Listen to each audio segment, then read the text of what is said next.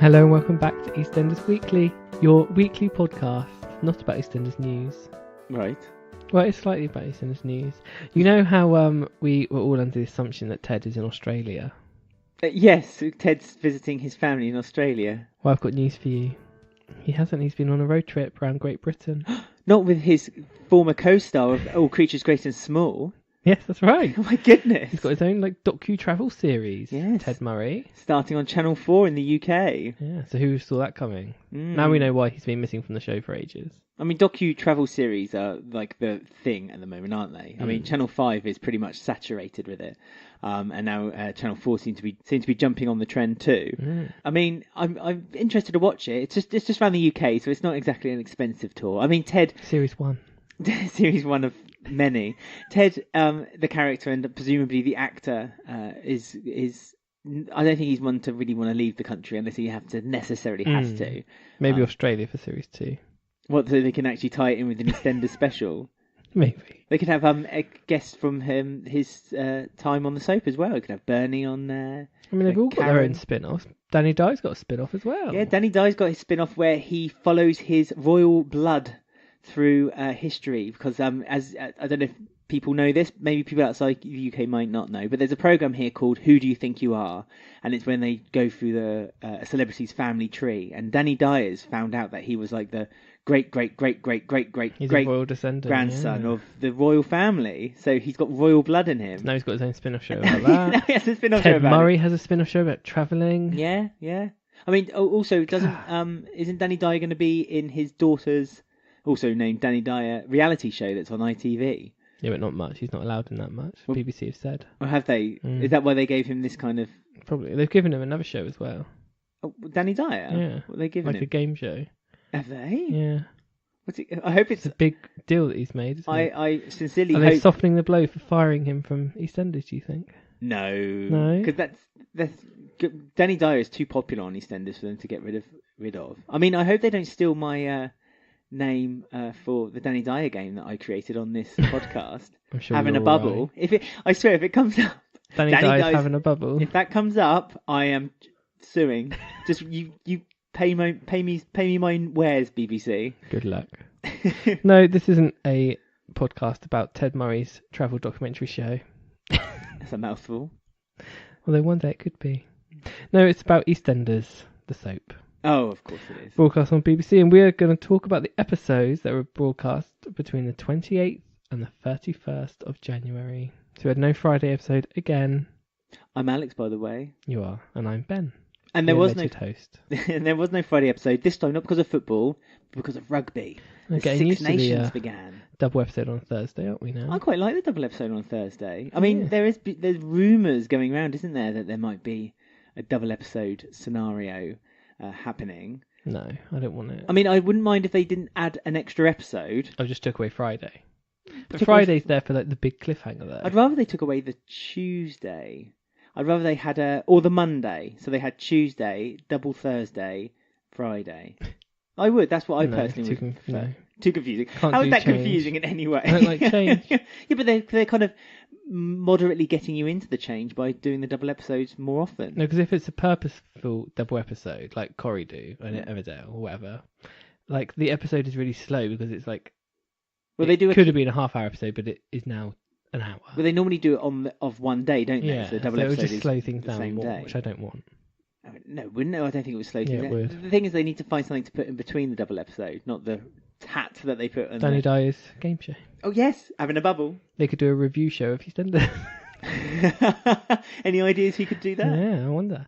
I mean, we have quite a special announcement because Sharon's back. I know. You could hear those Thank heels. God. You could hear those heels from miles away. Like when she landed on the airport, it wasn't the squeak of tyres coming onto the tarmac. It was the squeak of her heels scraping along it. I know, and she's doing quite well, seeing as she's jet lagged. She's not affected at all, is she? No. She's right on it. Isn't jet lag more affected if you go the other way? That's what I'm under the impression. It's not so bad coming from Depends this how much you've direction. been drinking, Sharon. I mean, I can imagine her with those miniatures on the plane, swashing them around. No wonder she didn't get affected when she went to the Vic later, because she'd already half cut when she arrived. But she arrived to quite the news. She did, because Keanu had been arranging a surprise party for Louise, Mm, who because- this week has been the most annoying character. Oh, entirely. And the fact that they're having a party because she passed her theory test.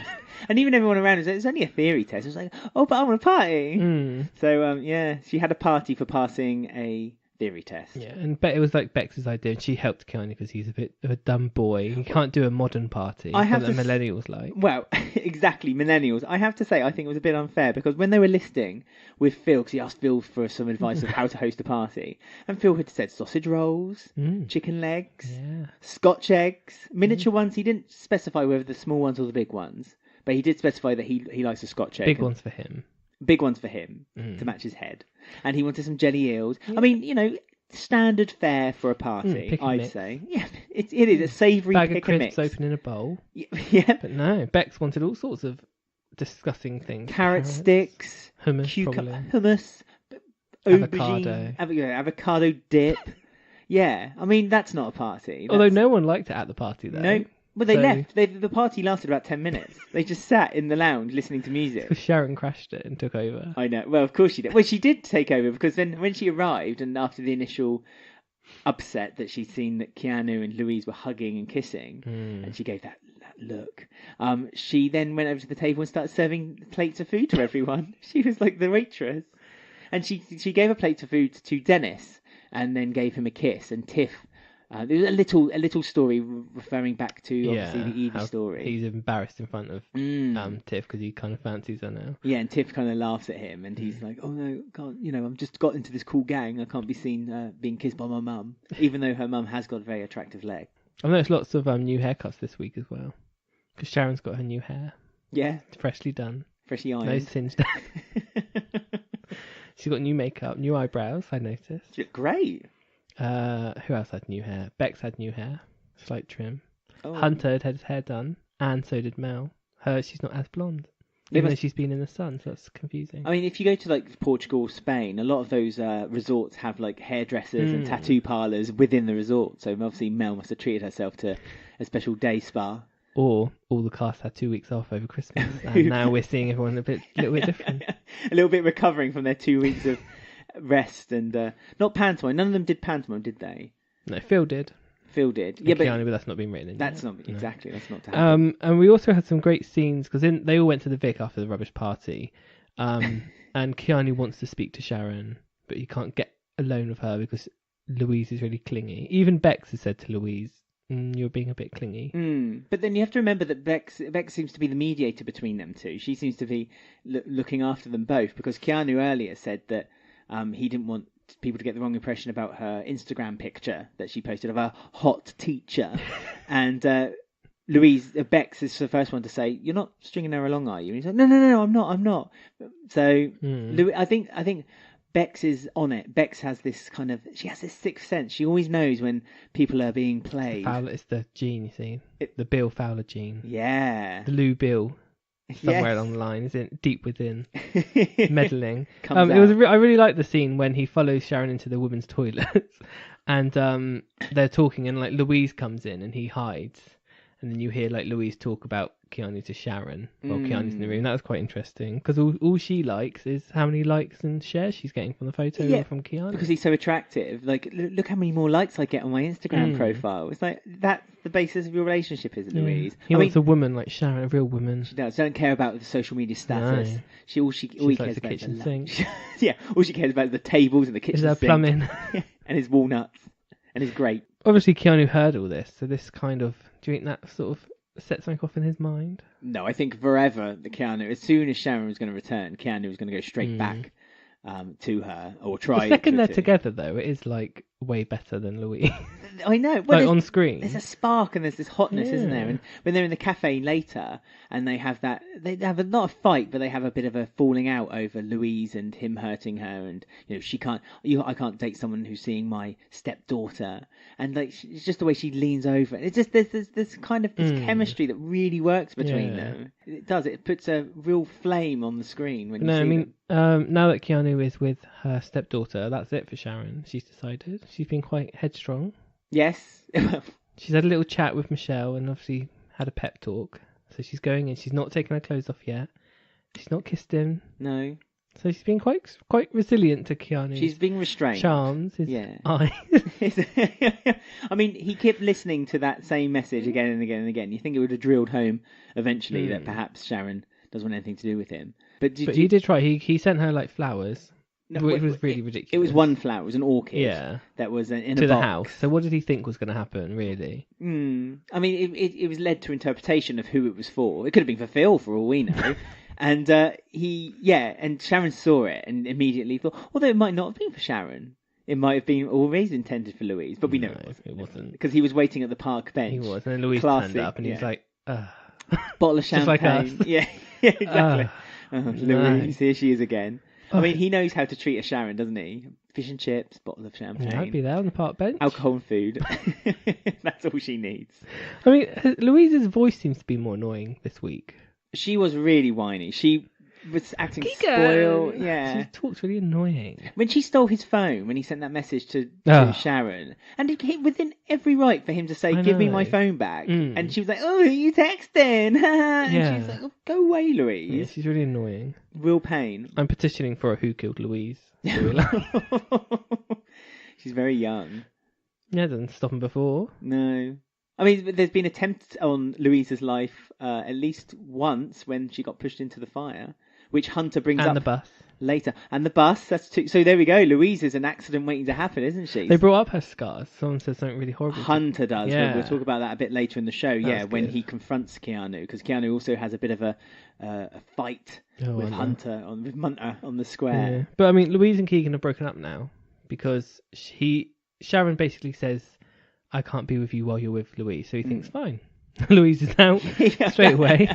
I mean, now you're home. I think Phil was more hurt by this than Louise was. I don't get why Phil's so angry. I don't know. He's always looking for that kind of that son, isn't he? I suppose he's always looking for that. At the same time, every time Louise has a boyfriend, he always doesn't want them to have a boyfriend. And then when she breaks up, he's angry that they broke up. It's like... Yeah, but this is another double standard by Louise, because Louise was moaning so much last week that she can't have a boyfriend. Wait till I tell my dad about you. Exactly. She's going so that she can't have a boyfriend because Phil interferes with her life all the time, and she just wants him to let her, free and let her do what she wants. And then as soon as she doesn't like the news from Keanu, because first she thinks that he's organising a trip to the zoo for her to go back to her natural habitat. He barely says anything. She goes, oh, you've put something surprise for me. Oh, have I ruined it? Yeah, no, I'm breaking up with you. You're dumped. Yeah, chucks a drink on him. Yeah, and Keanu quite rightly, two scenes together when Keanu goes to Sharon and says, Phil's going to kill me. And then next minute you see Louise going, he dumped me, I'm going to kill him. And then, one after the other. Why is he going to kill him? Well, he's going to be upset because he's hurt his daughter. But Louise made this big point last week that she can stand on her own 2 feet. She doesn't need her dad. And then go straight to her dad when something doesn't go her way. She's such a spoilt brat. Very annoying. Is she on the Who Won the Week this week at the end? Is she a nomination? Let me just check. No. Good. And she wasn't even mentioned by anyone either. Yeah, good. She shouldn't, because she's just been annoying. But I mean, Keanu's single, announces his love again for Sharon. She's not having it. She said, no, I don't love you. She said it very quickly because it was just before Phil and Louise then came storming through. And then Phil told Keanu that he's not allowed anywhere near his family again. No, even though he's invited him to a boxing match. Well, no, that's cancelled. He's torn that ticket. If he had They're going to have a boxing match. If he had that ticket in his pocket, he would have torn that in front of his face and threw it at him. Yeah, chucked him out. I mean, it was quite restrained for Phil not to kind of start punching Keanu about a bit because he likes doing that, doesn't he? Now he's gone back to form. I mean, Sharon was like, "I'm not leaving this room in case you hit him." He's like, "Get out! Yeah, go see Louise. Go." She's like, "Promise, you won't hurt Keanu." So, I mean, she's still protective over him. So she does still like him. And I'm surprised Louise hasn't twigged that there was this relation. I know it was a very short relationship, and all of a sudden, since Sharon's come back, her perfume goes past his nose, and all of a sudden it's I'm in love again. So yeah, so suspicious. Because we were wondering whether she was getting this relationship with Keanu as like a double trick because she wants to catch Sharon and Keanu out again. She did blackmail them a few months ago, but I don't think she is. But that was explained as a personal training session. Yeah. Maybe she made her listen to the video. But we did think, well, maybe Louise is smarter than we think, and she's double bluffing again. But I don't think she is. I don't think Louise is that smart. I used to think Louise. She just loves the tailor. I thought she had a little bit of Mitchell in her, like she could outwit people. No. But I mean, Mitchells aren't particularly smart, I guess, are they? Really? And her mum's not the brightest spark. Lisa, she's a bit fire. She firecracker, acts isn't she? and then sees what happens And then afterwards. thinks about Yeah, it. yeah. So yeah, I mean, Sharon has to admit her love for him soon. So there's going to be more to it next week, I hope. Oh now that yeah. she's back. Oh, now Sharon's back. It's And she's got a new coat. She has got a new coat. New coat, new makeup, new hair. New Sharon. It is. So right, next up we are continuing our Julie's legacy.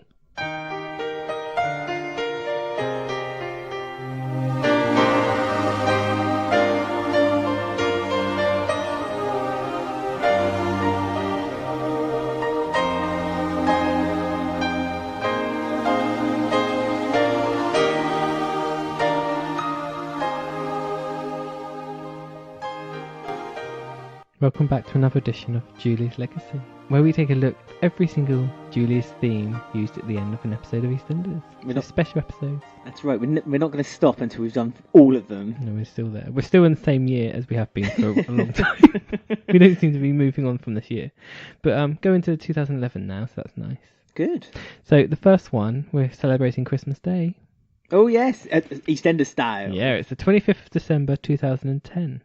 And this is when Stacey Branning leaves the show, and she leaves by leaving the country with baby Lily and starting a new life in Mexico. Yeah, without anyone really wondering how she got out of the country so easily. I know, it's a bit... That's fine. You don't really know any exit on EastEnders like that. Doesn't really make sense. And isn't this the only Julius theme for Christmas Day? Or am I wrong in saying that? I think so, yeah, possibly. So not only did Stacey get a Julius theme, she's the only one who ever got one on Christmas Day. So far. So you'd imagine that it was quite a happy episode, a change of tradition for EastEnders, because Christmas Day tends to be a very angry, sad episode. But alas, it was not, because Janine was up to her tricks again, because she found out from Lauren through a recording. Lauren she's a little minx, isn't she? She has all these recordings hanging around. I mean, she had that past, didn't she, where she was into films and she recorded Max and Stacey kissing on her wedding day, and now she has a recording of Stacey confessing to the murder. Yeah, so Janine's got Archie. information. She's like not on this episode, but she's told everyone in the square, apparently, like in front of everyone in the Vic, that Stacey has murdered Archie. And so Stacey is not knowing what to do. Ryan has left Janine and has basically said to Stacey, "I'll spend my future with you." So he's trying to arrange her getting like out of the country because he knows it's all boiling over. Ronnie and Roxy want to know the truth from Max, whether Stacey did kill their dad.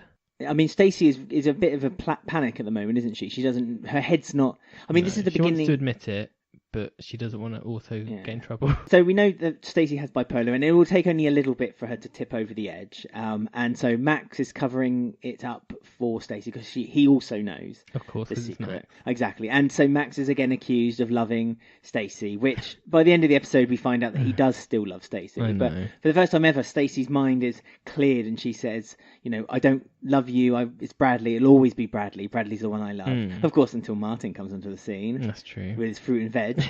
And yeah, it's kind of like Janine is desperate to get Stacey in prison because for two reasons really. One of them's kind of a fake reason, but in her head it sounds quite good, that she loved Archie and she was very upset when Archie had died, even though Archie had obviously pushed her out at the pub and he showed his cards and said that I had used you for what I wanted to gain the Vic. But also because Ryan had fallen in love with Stacey and Ryan and Stacey were together. Lovely Ryan. And Janine wasn't very happy that Ryan had chosen Stacey over her. And I think also she was a bit upset that Stacey had used the Lily is your child card, which was again out by this point. Bradley, they all found out it wasn't Bradley's kid. No, it was anymore. Ryan's. But she takes things into desperate messages because she thinks, right, I know that you've killed once, so you might kill again. She gets a knife and Janine stabs herself. Yes. With Stacey's prints on it on the knife. Well, she gets Stacey to hold the knife and then she thrusts herself into the knife. And it's a very dark moment for Janine. When that happens, it turns into a really good episode. It was a bit slow and silly before. I was quite excited by the the Phil Mitchell dinner. Well, no, the Phil Mitchell dinner was of its own. I mean, Phil had a beard. That was the one note that we took out of that, didn't we? The Brannings had quite a good big Christmas meal too, with obviously the kids and Lauren. And Lauren was being her normal self, kind of going, I've ruined everything again. And it's like, oh, yes, you have, Lauren. But Stacey does decide eventually that she is going to escape the country. Well, but she keeps having flashbacks of Bradley shouting, run, Stace, run. She has a couple of flashbacks. And the first one, I think, in her mind, she's thinking, well, obviously Bradley wants me to do what he did, so then she climbs up onto the Vic roof until she's calmed down and brought back down by Max. No one seemed to notice that Stacey was on the top of this roof. No one ever seems to notice that people are on the Vic roof. But she had men offering their love for her. She had Ryan, who she eventually turned down and said, no, I don't want to go with you.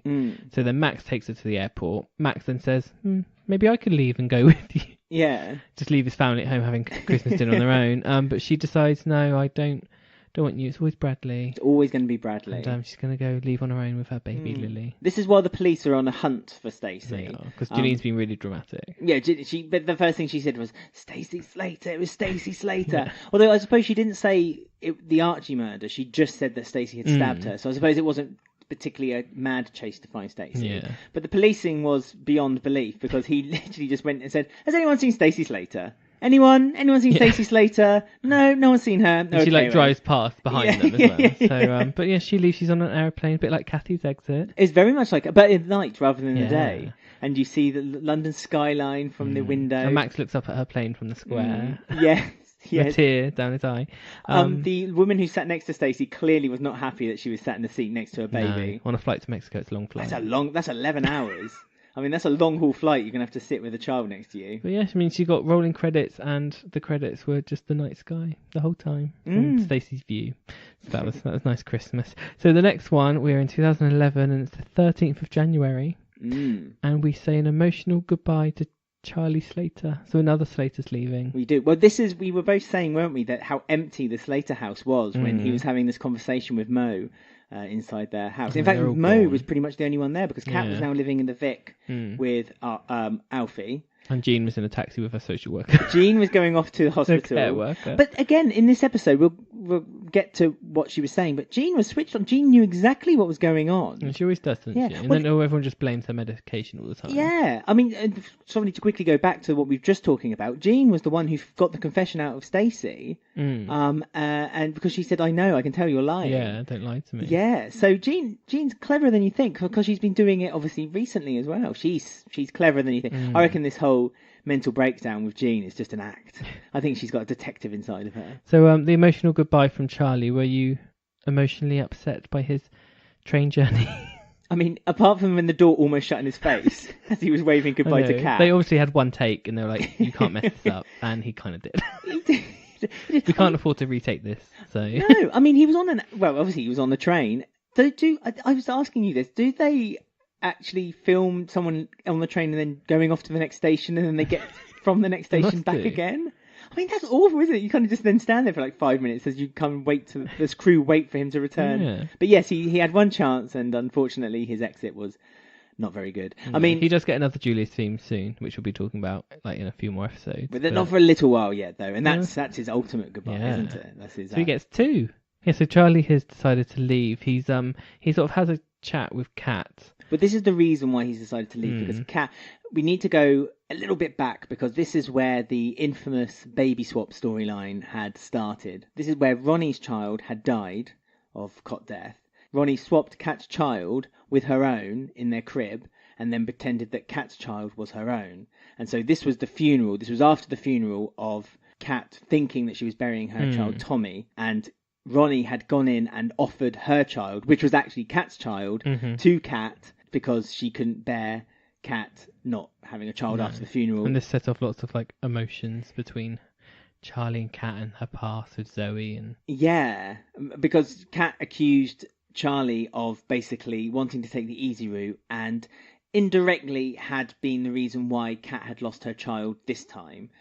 But basically more because that he made her give up Zoe or pretend that Zoe was actually her sister. Oh, well, and also, as we now know, Kat had to give up her other child as well, her son, Don't talk about him. the twin that doesn't exist. I mean, but it was kind of a loose reason for Charlie to leave, because Charlie's one of those characters who he wouldn't leave unless he was dead. So they had to make this sort of really loose reason for him to not be in Wolford anymore. But he was going to Lynn's, wasn't he? I know, with all the sloppy dogs. Sloppy dogs, you're going to hate it, Charlie. Yeah, off to see Lynn.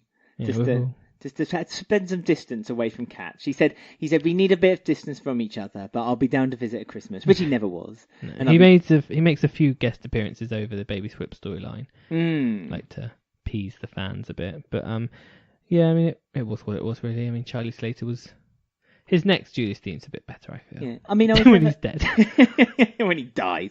I mean I liked Charlie, but he was never a front row centre character. No, he's not like a fan favourite character, but he was harmless. He's a bit like a Heather. Yeah, that's a good. He was a male Heather. Yeah, like a harmless, nice guy. He made stories move along, and when it was this storyline when we found out that Kat had been raped, he was a good in between for that. That was probably his shining moment. Next up, we have the 11th of March, 2011. This one, I'm one of my least favourite of all of them so far. It was just weird. Do you not like a good wedding that never was? It was Phil Mitchell and Shirley Carter. They were meant to be getting married, but they decide not to marry after like 4 different arrangements, and then decide to just go on honeymoon together with the Julius theme for some reason. Don't know why. Well, because I suppose it was quite a happy ending for them both, where they kind of agreed.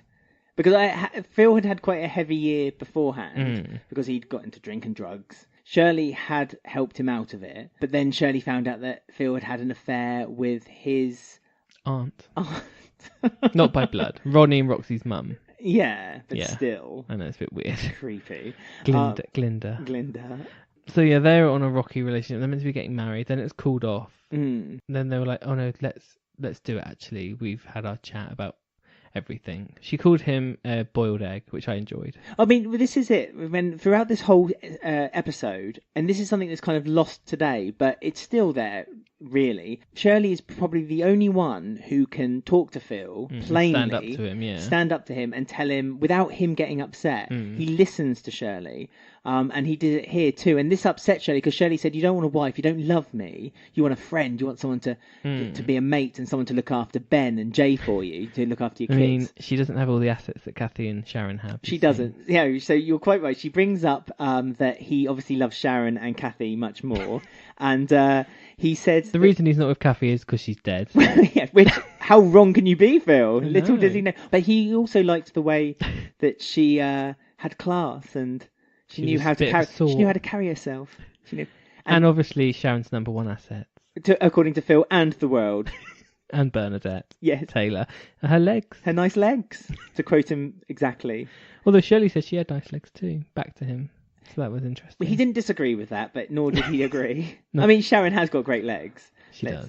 They're a good set of pins. She's had good ones since the first episode. Since the early episodes when she sat on the bar talking to Wixie with her legs crossed. Yeah. And since then, she's chased gangsters and all kinds of... But the rest of the episode is them basically thinking, yeah, we will get married after they have sex on the kitchen table. No. Or the pool table, was it? There was sex on the pool table. This mysterious pool table that was like in the dark, which is... Because the house is still the same house that he lives in now. But weird. Yeah, imagine really poorly decorated. It doesn't have Sharon's touch. It's really like... It's very green. And empty. It's green leaves is the wallpaper. So quite calming, green, but it's very bright, vibrant green. It's horrible. And the kitchen is all metallic and metal and everything's kind of, shiny and echo. Because there's nothing in the house. So metal floors and the chairs scrape along the floor. But yeah, this random pool table where the dining room table is now, is just placed there. Because when we were watching the scene and they walked into the lounge, I was like, there's a pool table. Yeah. But lucky there was a pool table there because doesn't have Sharon Kathy's class, you see. That goes to prove it. She's let Phil decorate the house, you see. But so lucky there was the table there because Shirley and Phil got to do it on the table, and Heather, Jay, Ben, Billy, and Billy's girlfriend, who weird girl, Janie or Julie, Julie, I think it was. Yeah. Julie. They all look through the window. She wasn't really interesting. No. So they all look through the window and they see them having fun, playing a game of pool, let's just call it. So they decide, okay, we will get married, and then Shirley changes her mind last second again, and then they just decide to stay in a relationship, but not get married, because she's Shirley Carter. Yeah, she doesn't like to be held down. And also she said, this is how relationships should be built. I just want to be able to get out if I need to. So there we go. I mean, Julia's theme not really seemed a bit wasted there. It was like a B story in a main episode, and it was not needed really. I mean, we got to see Phil's lovely house, so that made it up for me, I suppose. So the last one of this week is the 18th of April 2011, and this day is before my birthday. No one cares. So this is where Kat and Alfie Moon are reunited with their son Tommy Moon, concluding the baby swap storyline, which caused so many complaints. Yes, but the baby swap storyline had to be shortened. It did. There was so much more that was meant to go to this, but the backlash by the public, by the press, before it even aired. But yeah, because they knew what was happening, was basically massive, and people were disgraced and said that they shouldn't be making programs like this. This is meant to be family viewing, and this isn't really a topic that is. I mean, to lose your child and then sensationalize it by doing the fact that you. That's what everyone was worried about. But the producers kept saying, "We're not going to do it like that." But it was leaked by the press before it was announced by BBC, and it sort of spinned into a bit. I mean, it is a very controversial storyline, but I think it did spin into a bit more than what it was, because people worried that they were going to not portray Ronnie's grief correctly. Yeah, I mean, it's a really interesting subject if you look it up and find out about information from the baby swap storyline. I mean, it was quite a decent episode. Ronnie was showing her great acting. She was sort of having a mental breakdown in front of the social worker, and she was visualizing having flashbacks of lots of different things. Lots of different things, and she was acting them out as if they were still happening again. And the losing Danielle was like the main one, and all the things that her father had done to her and told her, and yeah, they gave her a bit of a rough ride, didn't they, really, Ronnie? She didn't have the best I mean, life. after seeing those scenes when she's talking to the psychiatrist, and the psychiatrist says to her, I'm going to tell the police that you're not of right mind when this happened, so you need to be re-interviewed and discussed with that in mind. Ronnie looked up and said, "No, I don't want excuses for this. I shouldn't have done it, and there are no excuses for me having done it." There was a true feeling of remorse for Ronnie. I actually did feel sorry for her at this point. I mean, I think you are meant to pity her a little bit, because she has had just this harsh, and this child, she built everything up to this child being the pinnacle of her happiness with Jack, and then it just got tore away from her, and she was scrambling desperately to find something to bring it back again. And you felt for Ronnie again, and I think that was really well written and really well portrayed by Sam Womack, is it? Yeah, Sam Womack, wonderfully portrayed by her. Really good. And Jessie Wallace was really good as well. Jessie Wallace, kudos. Because they were being interviewed to see if they were okay to take their son back, but they'd only just found out their son hadn't died, and I thought, all right, social worker, give her 24 hours at least to get over it. But we need to interview now. Yeah, I know. I need to do the paperwork now, or else you can't have your child. I'll find an adoption for your child. Kat's mind was sort of all over the place, but she does sort of. Again, she talks to Jean. Jean to the rescue once again. I mean, Jean. It's always Jean. She's got a lot to answer for. Yeah. She realises, no, I do want my son. It is my son.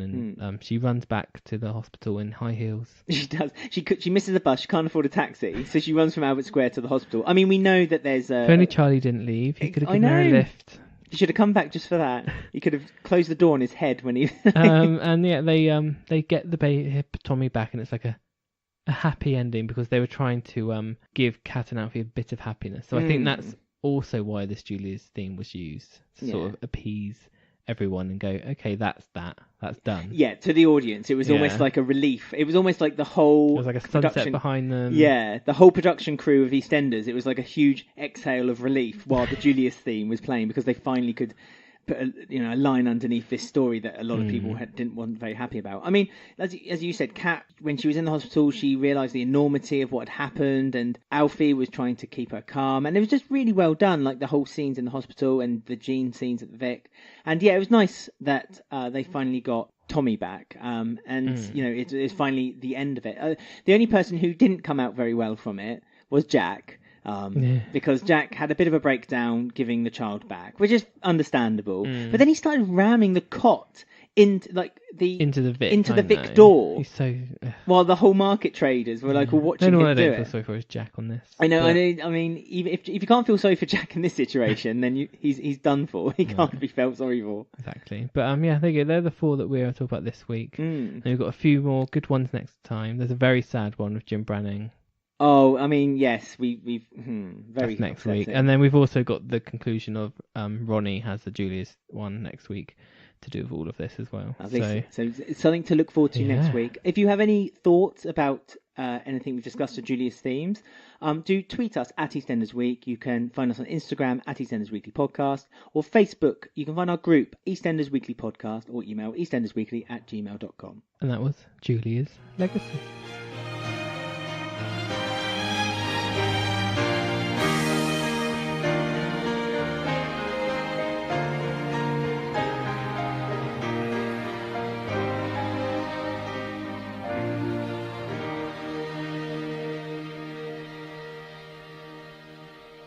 I must say, next week's going to be very emotional because Jim Branning leaves. You've mentioned that already in the... I know, but I've been watching clips of Jim Branning to prepare my... I wonder if... There's one, I'll show you. There's a really sad clip of where it's not during his last episode, but it's when the actor's had a stroke in real life. And Carol Jackson is helping him shave, and they both like break down. It's really sad because you can tell he's not acting. No, it was really sad what happened to the actor. So, yeah, looking forward to talking about that next week. Yeah, they helped support him as well, didn't they? The actor, they kept his role. Yeah, so they kept him as on. a full-time character, even though he wasn't on it. But very sweet. Be nice to talk about Jim Branning next week. It will be. I like Jim Bless Branning. him, What I don't like is his offspring. Yeah, I know, but he hates them too, so it's fine. Hey, win-win. Right, so another surprise of the century. Get ready for this. I like Ruby. I liked the story too, so don't be too shocked upset. because I hate Ruby, but now I'm enjoying Ruby and I'm enjoying her relationship with Jay. There we go. It's a really good pairing. We said that there was something there. There was a spark, and it would work, and we were right to believe in it. We were right to believe. Yes, I would have preferred this to be the storyline that she came into. Oh, okay. And then had like a little Johnny Allen thing happen like in a few months. But it's fine. It is what it is. But in a way, I like that I suppose they could have done it without the story, the consent story. But I like that Jay and Ruby have always been there, but no one's ever had the courage to go and kind of officially say, "Do you want to go on a date?" But it happened this week, finally. It did. It was really sweet how it all come about, and it also gave us some like quite good comedic bits with Billy and Shirley, which was nice. I mean, Shirley was on fire this week. I mean, I do like Shirley is a good serious character and can do it really well. But when she's Shirley, a bit silly Shirley, then I love Shirley. She's great fun. Yeah, because she's slightly turned into a bit of a two-dimensional character in recent years. She's become catchphrase, hasn't she? Yeah, she walks in, says a line, like a big Mo. Says a line and walks off again. Yeah. But when she has got good material, she is great. And Billy is really annoying. Like, doesn't think Jay should date Ruby because of everything that's going on. Well, Billy's he worried. Keeps interfering with his love life because he stopped that. Remember that flatmate he had for like 2 days before? Yeah, the girl who was like a prostitute, and he like interfered with that relationship and broke them up. And now he's doing it again with Ruby. It's like, what's Billy's problem? It could be that Billy's upset that he might be alone. Because once Jay's gone, that's it. That's the end of anyone close to him being. For God's sake, Billy.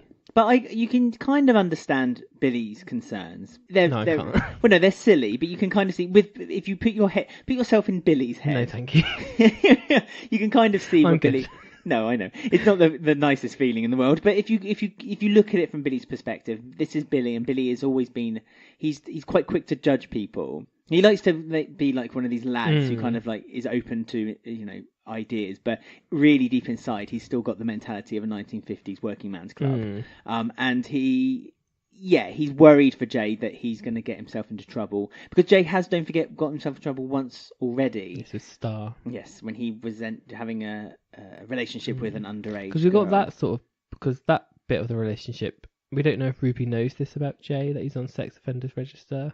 I thought he'd already said. I thought he had told her, and she was. No, because I haven't seen her reaction to that. No, because I think she asked for what it was for. I'm sure she did. I'm sure Jay said it to her, and she said, "Oh, for what?" Thinking, "Oh, was it for something similar?" And he said, "Oh no, I got in a relationship and I didn't know." When they did those few things a few weeks ago. I think don't hold me to that. If anyone can, let us know. I was going to say, if anyone can remember better, send us a tweet at EastEnders Week. We'd really appreciate it, just to fill in the gaps for us. But there's that sort of underlying thing with this relationship, which is good. But I mean, Ruby's trying her hardest to be the old Ruby again. Yeah, but she can't, because every time she puts on her old clothes, she feels herself. That's the kind of person she doesn't want to be anymore. She doesn't want to be this flirtatious Well, Stacey has an girl. answer for that because she says, "Let's go get some clothes on the market." I mean, when she said that, I thought, Ruby's not going to accept this. That's Ruby's style, Ben. And like 5 seconds later, Ruby was like, "The market." It's like, no, she has like a different outfit every scene. Ruby, she's got a bigger wardrobe than Jack Branning. She's worn those jeans with the stripe down the side twice. Yes, I've noticed that. Sharon wears the same thing every day. Well, she wears different things, but same top. colour. Yeah, it's black on black. Yeah, black. Ruby has a different outfit every scene. She had to change her top. Well, don't forget, she's a huge deal in the promotions business. She organises parties. We haven't seen any of that yet. All she does is sit in her flat. She had one at E20. That's her big deal this year. And 2019 is going to be Ruby Slippers promotions big year. She's going to really push her social media this time. She's going to go into funerals with Jay. Maybe. Posh, like she have specially made caskets. She could get you those. Could have leopard print. You could have pink. You could have your face printed on it. Confetti cannons when you go in. From the coming out the coffin. What would be really funny is if the coffin kind of opens and one of those inflatable people with the flameling arms come out and it's like, whoa! That'd be good. There you go. That's a business. What would it be called? Ruby's Funeral Slipper Supplies Promotion. Well, she might work with Les and Pam. The Cokers. Anyway, she does decide to go on a date with Jay after like a bit of to and froing. She does. They go to Wolford East, the place you go for your we first were date. mentioning Billy wants to interrupt it, so he tries everyone for a date, but everyone says no. And then his last choice, Shirley. Last choice, Shirley. We did learn something though when he was looking for dates. We found out that Tracy has a dog.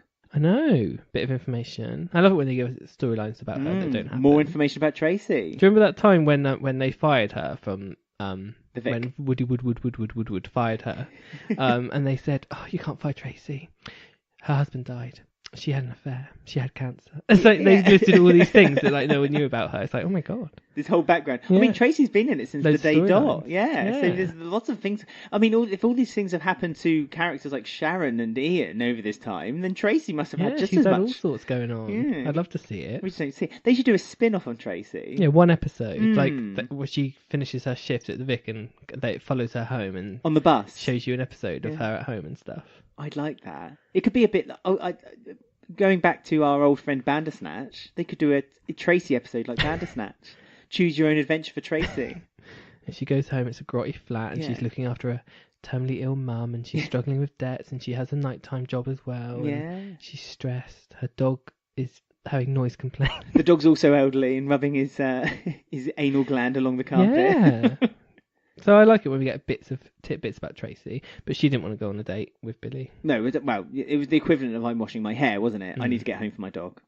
So, Shirley says, last chance. as long as she gets two courses, and she wants a starter and a dessert. So she wants 3 courses. She wants a starter and a dessert and a main. And when she gets to the restaurant, once Billy interrupts the meal with Ruby and Jay, she then says she wants to go large. I'm going large. And she's burping and eating, clearing up everyone else's plate. It does spoil the date for poor Jay and Ruby. It does really. So, but he does go home with her for like a coffee, a nightcap. And there's some flirting and things, but she thinks her flat's been broken into. Yeah, because there's one vase. There's one vase on the floor. Nothing missing. Broken. Nothing moved.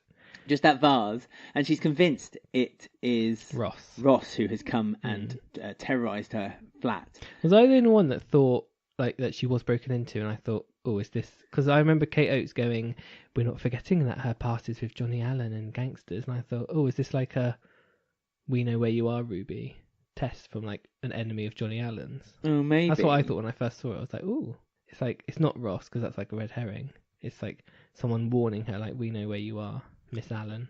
So they're giving her stories all over the place. If that was the case, well, we found out that wasn't the case because she just left the window open. It was just a breeze. Yeah, the culprit was the breeze from outside. There, I thought, ooh, having this back. Yeah, no. To be honest with you, I knew it wouldn't be Ross. I didn't really think about her gangster roots. That's what I thought. I thought it was something exciting for her, but no. I mean, they've kind of moved. It just blew off the table. That's all it was. Just when she left a window open, because didn't she cook something and burn the flat? Probably. Something like that. Because we find out about her culinary skills later. Because Never cooked anything in her life. She's only ever cooked from the microwave, apparently. Well, that's cooking. That's warming things up. Not Honey disagrees. Well, Honey gives her a recipe of toad in the hole. And I was not very pleased about A this. recipe for toad in the hole, really? Yeah, it was quite tough. You have to make a batter. Oh, you just buy that? Yeah, she might have made her own sausages. She might have made her own sausage meat, got the skin, put it through one of those machines. I doubt it. You never know. You know, this is Ruby. Ruby doesn't... If Ruby's got more money than sense, so she probably went out to John Lewis and went like, right, I need a sausage maker. And a farm. Yeah, 2 pigs. And is there anyone who can slaughter them for me? So yeah, this is Ruby. Ruby would go the full, no pun intended, hog in order to get this meal looking good. But she unfortunately didn't do very well. Because she's doing it like to apologise to Jay because she sort of snaps at him, sort of thing. She does, but also Jay stands up for her and he kind of helps, and she feels like she's not being very receptive to him. So she's kind of. Yeah, they have a little date night. They watch a scary film. Meanwhile, Shirley is trying to flirt with Billy, telling her about her dungeon underneath the Vic. I know. Because there's, They should call that Den's dungeon. No, Shirley's dungeon. Den's got nothing to do with it. This is all Shirley. It's where Den's ghost lies, though. It is. Den probably watches and enjoys it. So she's having a little game with Billy, having a bit of fun with him. Yeah. But is there something real between those two? I was going to say, is this going to lead... Because this always happens. Like, first of all, it's a bit of a joke, and then slowly they realise a relationship could blossom. I mean, last week you said that Shirley and Billy were going to potentially be a relationship. Not sure how I feel about Shirley in relationships. I don't like that side of her stories. No, I'd rather she does. It doesn't interest me. Yeah, she likes more the gritty kind of hard stories. Like when Mick was in prison, that was quite gritty. Yeah. And her I prefer her as a lone wolf sort of person. So yeah, I'm not too fussed if they do look into that. No. I am thinking now maybe the Big Mo sharing a flat could be with Shirley though. Oh yeah, that would make good sense. Yeah, so she can. They just have like loads of one-liners, like for 5 minutes. Yeah, it's just every scene is 2 one-liners and then cuts to the next scene. Anyway, back to Ruby and Jay's. Yes, the date's going well. Yeah. The food wasn't great. The food wasn't great, but the movie was fun. They're watching a horror film. They both got scared at the same time. Yeah, when Ruby's phone went off. I mean, again, surely Ruby's used to getting notifications every 5 minutes because she has a promotions business. But it was very sweet, and he sort of coyly wants to kiss her, but doesn't want to say it. But she says, "You can say it," and one thing leads to another. That's it. And she gives the quote the green light. And yeah, so now they're a couple officially. But I'm sure next week Ruby will shyly quickly run away from Jay throughout the beginning of the week because she's embarrassed. She shouldn't have done that, and she wishes she hadn't. And or Martin will find out and he'll say something inappropriate to Stacey.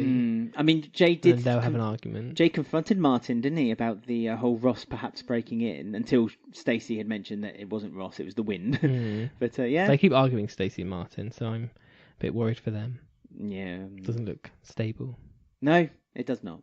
Let's go to something that's much more stable: the past, and something you can't change. And that is a bit of classic EastEnders.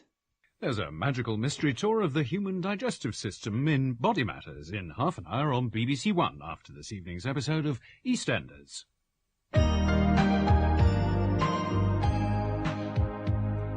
Yeah, exciting times in 1987. Well, I'm not sure if they are really. I feel like I'm watching it in 1987, and I'm one of the audience members that are getting a bit of a... Oh dear! It is the summer. First time. It is the summer, so this is obviously when they realise that we don't really want to throw out our best stories now. I think the trouble is that Den and Angie and Ethel and Dot and the Fowlers are a bit of a back seat. There's like new characters being introduced, but none of them, because we've seen it in the future, none of these are like iconic characters or popular characters. So it's a bit like I don't really want to invest time in Magda or people like that, or Punk Mary's gang and stuff, because I just know that they're nothing. I mean, they're not the best they're not the best of characters. I mean, Punk Mary's boyfriend, who name escapes me, I thought he was all right. I quite liked him. You don't know his name. Yeah, I can't remember his name. He's thrilling. I mean, Punk Mary's gang, we're calling it her gang because like she's hanging around with these punks. One of them, they've had quite a few stories. So at the beginning of the week, one of them was passed out on alcohol and drug abuse. I was just laying on the road, being picked up by the ambulance. Then another one with the blue streak in her hair. She's going around stealing money from everyone. Green streak. Oh, sorry, a green streak. Come on. I must remember the colour. Oh yeah, she's like stealing stuff, and like Ian's girlfriend's working at the First till last. First till last for Neymar, and like she asks for some cigarettes, so she turns around and picks them up. She empties the till basically. Well, she opened the till before she had picked up the last item, which is a bit of a strange thing to do. So the till was wide open, and then Ian's girlfriend didn't realise that the money had gone missing until the end of the day. Empty. It was she took all the money out of the till. Was that like the only customer she had all day? It's really weird. It's the least profitable shop in Watford. And she stole money from the Vic. Because Den's missing. Did, and Rowley did try to warn them. I know. He barked, and Pat told him to shut up. And then later, Pat was like, "Oh, Rowley was barking. Oh, I should have known." And it's like, "Yeah, you should have, Pat. You horrible, horrible woman. Don't ever tell Rowley to shut up." I mean, Rowley's so cool. And they do shots now where you see Rowley's reactions to things. Yeah, he reacts to stuff like Sharon. That's where Sharon learned her craft. Perhaps. Sharon. Yeah, Den's missing though. Den's missing. He's basically made a deal with the firm that he is going to pay. They're going to pay off his bills if he does some drug smuggling. So he's gone to do that, really. And everyone's wondering where Den's gone because he's just gone. He didn't, without any notice. His passport's gone. I'm Magda, and I'm not bothered. Yeah, Magda's not bothered. Why would Magda be bothered?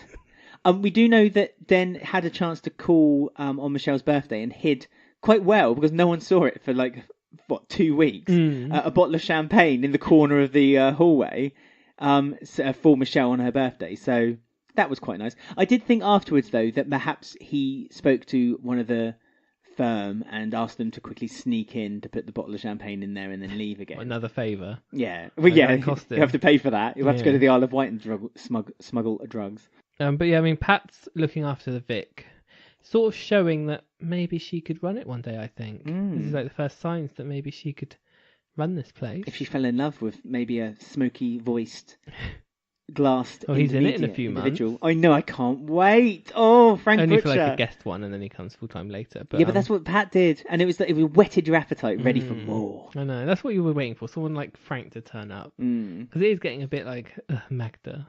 Even her name, Magda. Well, she's also super horrible because she hasn't taken, that's a bit unfair, but she did play Sharon a little bit because Sharon and Wixie can't make their minds up whether they want to be in love. And then she gave advice to both of them and then ended up sleeping with Simon. Gave Sharon advice to basically say, "Oh, I won't bother with Simon. Obviously, Simon wants other things. He's a bit of a player." And then as soon as they break up, they're kissing, they're doing all sorts upstairs. So Magna's thinking about number one. That's what Magna does. I hate Mags. I used to like Mags, but this week's really turned. Don't ever, ever betray Sharon.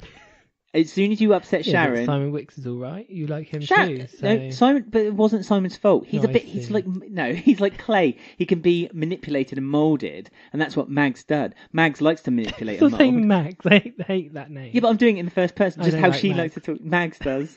Mags likes to manipulate Simon, and that's what she did. And now they're going to these dinners together. It's like, I was like, you'd like to see me work? You'd like to see me in action? So I was like, yeah, all right then. Yeah, it sounds fun. So Simon's being played by Mags. I'd like to note as well that I know this has only been like 3 weeks in our world, but in real time it's been about 4 to 5 months. Pete Bill's still wearing the hat. Well, he had his dream. He had a country and western night at the Vic. No, we didn't see it though. We did, because he kept saying that everyone was making fun of him. Yeah, but not properly. I wanted to see him do... No, there was no dancing, was there? There was no country dancing. Ian did dress up as a horse and pretend to fun of him defecate. Did he not learn last time from the drag night? Well, he was stood there, wasn't he? He was going... and Pete was just like, scowling at him. Shaking his head. But Pete needs to... despite his troubles with country and western, he's also having troubles with the fruit and veg store, and he needs to make money.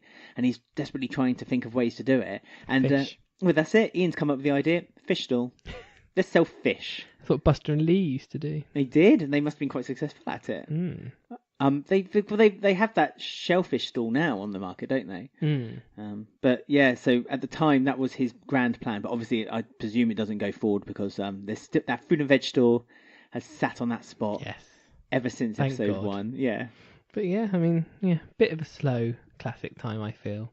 I mean, Not its peak, that's for sure. Absolutely. Well, I mean, September and October time is now coming, and this is when they start, pushing the stories again. If it's anything like they do now, Carmel's back, I guess, so that's quite cool. And her family being introduced Yeah. because Calvin's going to leave soon, so they have to replace the Carpenters basically. Oh, is that why he's moving into the Tonys? I think so, flat? yeah. I see. Yeah, and there's the five-a-side football. Yeah.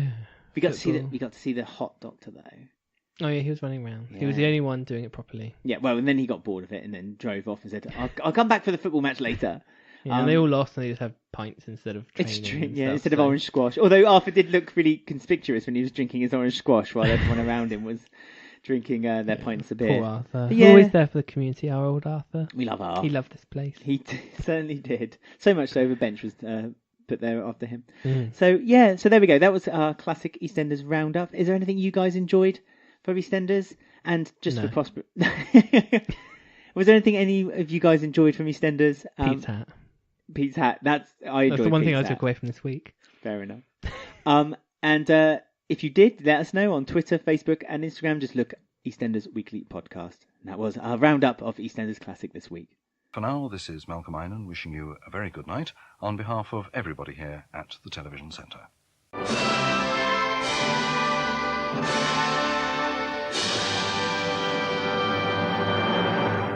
Right, now we're on to a difficult storyline to talk about. For me, is the Mick storyline. Why is it difficult? Well, I've reread my notes about 3 times. Right. It doesn't really make any sense. I have zero commitment to this storyline. Would you like me to I help have you no along? interest in it. Take my hand and I'll guide you. I'll guide you through this story. All I know is that Mick and Mitch are just friends again. Like, They've always been friends. yeah, but like this week, like that's all I've taken out of it. Yeah. I mean, it's a friendship that's beginning to blossom more and more because they've got that connection with the football. So, shall I tell you what happened? Yeah, Give you a go bit of for an it. idea. So, Mick has enrolled on a football training scheme. Right, yes, because that stupid woman from last week. Yes. Yeah. Who kind of Wasn't coaxed in him it into this week. doing it, stalked him. No, I'm hoping that's the end of that. I told you. See, there you were saying there's going to be affairs. No, I didn't. I said that they've been saying on social media. You said she might be a bigger character. I said no, she'll just disappear, and now she's disappeared. I'm a sheep. If someone says something on social media, I believe it. So he's enrolled on this course, and it's also coincides that since he's enrolled on this course, it's Denise's 50th birthday party. But all the pumps have gone out at the pub, and no one can come out to fix it for at least 2 days. Why can't Linda or Halfway fix it? Why does Mick have to fix it? Halfway's in a dilemma at the moment because he's lost his hat. Well, this was a big point for me. He didn't have his hat on during the staff meeting, Mm. and I was like, oh my god. And he had his hair done. Looked good, nice. Was it everything. done? You always say done, It was but done. it's flat and just looks like some No. gel has been put through it. Well, anyway, that's done. Well, And yeah, then but- the next scene, when the pub was open, he then had his hat on again. Yeah, because that's his uniform. What? His woolly hat's his uniform. Yeah. It's That what he really has. upset me because I thought they'd finally taken his hat off and they were putting his character into a new direction. But this, And then the next scene, he had his hat on again. I was like, oh, for God's sake. maybe he was preparing food. Perhaps he had a hairnet in. No, it You was a can't woolly put, hat. You can't put. Yeah, but you can't put a hairnet over a woolly hat and your head. So that might Well, be it the upset reason why. me. I was so hopeful when I saw he didn't have his hat on. Well, at I least you thought- got one scene. I thought he'd matured and he'd grown as a character, but no. If Whitney and Halfway to have a child, Oh, for God's sake. do you think they Don't would? say he would. They will the baby have a hat. Maybe would have a little woolly hat. That'd be so We'll cute. find out next year, won't we? Because It they're doesn't trying take for a a baby. year. 9 months. It could be the end of the trying year. and then 9 months. But how? Yeah. Yeah, we're in February Yeah, but already. Yeah. So it's still time. They could have it in. It could be Oh, not another Christmas. premature. No. You say not another Christmas. There has to be another Christmas. That's all they have. Christmas Babies popping out at Christmas. They could do dying an or being born. EastEnders has pretty much become a nativity play every Christmas, hasn't it? There's the trouble. There's like 10 death anniversaries over Christmas and New Year's now. It's too many. Yeah, I know. It all happens, doesn't it? And it doesn't really make much sense. They Have should. to remember everyone. Mm. We have to remember Abby, Ronnie, Roxy, Peggy, Pauline. Peggy didn't die at Christmas. No, I said Peggy by accident. Pauline. Pat was near there. kind of. Almost. They didn't quite give it So, to her. They should do a memoriam at the end of every Christmas episode of Everyone. all the characters that have died, like they do on the Oscars. Anyway, you were meant to be telling me about this great Mick storyline, and you've already Gone off, I know. distracted That goes to show. I know that Bailey's doing things. I'm not quite sure what's up with Bailey. I don't know if there's a bit more to her. I like Is she Bailey. really his dad. Yeah, she's got his Mick, smarts, Mitch. hasn't she? She knows, not manipulate, but she knows she's got Mitch's smarts, but she does it for good rather than for bad. But who's the mum? And why is she being introduced? Not important. Doesn't need to know. They did mention the mum though. So are they going to bring her in? Is it not his daughter and it's really Chantel's daughter, but it's a secret, so Karen doesn't know? We know that Chantel Taylor's been introduced. Is there going to be some weird thing? No. There must be something more to it. Why is she here? Well, at the moment, she's just a bit of a bit part, isn't she? She kind of does kind things, and she can see things that other people can't, because she's got magic skills, you see. So she can see the world from a different perspective. So, what happened with Mick's back? I know that he hurt his back somehow. Well, he hurt his back legitimately while they were drinking too much, and he pulled it. Oh, they were just messing around. Yeah. But then he pretended to keep having a bad back, so he didn't have to do the football training that the past 3 weeks he's wanted to do. And then Bailey saw that Mick was kicking a piece of paper. Orange. Was it orange? Yeah, £1 for one. Oh, yeah. From Martin. No wonder Martin can afford to keep the Slater house going with all those Slaters. Yeah. If he's charging £1 an orange. I mean, that's quite the captive market, isn't it? It's probably more expensive than a service station or an airport. I mean, mad. Maybe it was £1 for Mick, because he didn't trust Mick. To my friends, £1. To everyone else, 50p. To the guy just out of prison, don't trust you. Yeah, you might steal it. So yeah, Bailey obviously saw that. Bailey did something about a rat in a community centre I have a note of, which I have no recollection of. I don't remember that at all. Something about community centre phoned and said it's been reported. Oh, yes, Bailey. So Mitch had forgotten to pick up Bailey from school or something like that. Bailey she does go to school. Wow. It was something along those lines. Yeah, she was wearing a uniform. Oh, yeah. Bailey was fine. She was really sympathetic. This is what I mean. She's got a kind side. She was sympathetic because Mitch explained that the reason he forgot, and he admitted he forgot, was because he was trying to sort out Mick and get Mick to go to this training session. She then got the information, picked up his phone, phoned the community centre, lied that there was been a rat infection in there, so that the training course got moved to the next day. Even though you're talking about the storyline, I've just not listened again. There's something wrong with me about the storyline. I just don't care. Well, anyone, if you guys are listening out there, I hope you're enjoying it. This is summing up of Bailey. I just blanked out there. I was like, what are you going on about? Suffice to say, Mick gets found out that his back isn't, he's lying. And he goes to the thing and he can do it. Yeah, because that's moral. Yeah, but he says he's scared of going because he doesn't want to be shown up in front of all these intelligent people. He's never been that smart. Because of that woman, you see. Yeah, and he's never been that smart at school. He's never been the smartest cookie. But he goes and he sees that everyone's in the same boat and he enjoyed it. And now he's happy that he's listened to Mitch and Bailey and Linda for the advice. And it reminds me of Mick Carter storylines of old, of learning to swim. I was about to say that. And having to wear glasses but doesn't want to wear glasses. Oh, I remember that. That was dumb. Reminds me of those type of things for Mick. So let's talk about Denise's birthday then, because it was her birthday in the Vic. Yes, her 50th, as we've mentioned a couple of times. And we had a guest appearance from Kim, because she's in holiday in Scotland, apparently. Yeah, no, see, you and I had a bit of a, not a Barney, but we were like, well, didn't Kim go with That's what Denise? I thought. Phil bought them all a ticket to go on holiday. But I'm sure it was abroad. So did Kim then go to Scotland, maybe to visit who she family visiting? Well, and also she was moaning that she couldn't afford to go on holiday, so that's why Phil bought her a holiday. And then as soon as she's had her holiday, has a holiday. Maybe Phil had a little word in her ear and said, Kim, there's this hotel, this address. Vincent's there, you've got a week with Vincent, and it's all secret. Well, off screen, this all happened without anyone else knowing. Yeah, and then when Kim comes back, she'll have Vincent with her. But the good thing is here, Ben, is that you're admitting that Vincent's still alive, even though you're adamant that he's not. No, I am sure he's dead, but... No, he is alive. Yeah. But I think he originally was dead, but... We came back to life. What? Like Zombie Ray. No, like Kathy. No, like true. Dirty Den. Oh, so you mean... Like Frank. You mean... Like Nick. You mean the writers? That's a lot of people. You mean the writers had initially had the intention of him being dead, but in about a year's time, they'll think, oh, we might bring him back. Richard Blackwood kind of wants to come back now. His Dancing on Ice didn't go very well. He's free. Yeah, well, it's a bit of a two-bit show, isn't it, really? Dancing on Ice. Sorry to any fans of Dancing on Ice. But, boring. Oh, all right, GC. Boring. Next. All right, Bennett, BA. Boring. Don't tell stories about me. Don't tell stories about me. That's slander.